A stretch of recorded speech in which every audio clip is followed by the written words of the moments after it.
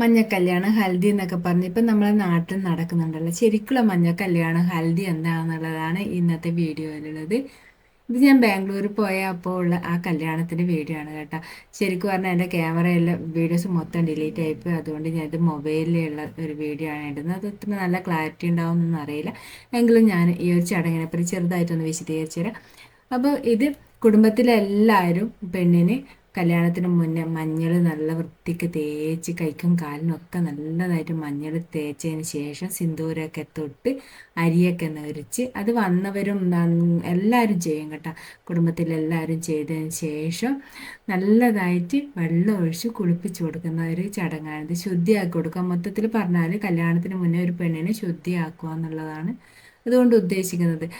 കണ്ടില്ലേ? അപ്പോൾ സുഹൃത്തുക്കളും എല്ലാവരും ചെയ്യുന്നുണ്ട്. അപ്പോൾ ഇന്നത്തെ വീഡിയോ ഇത്രയേ ഉള്ളൂ. നമുക്കിനി മറ്റൊരു വീഡിയോ എടുക്കണം. അതൊരു ബൈ ബൈ.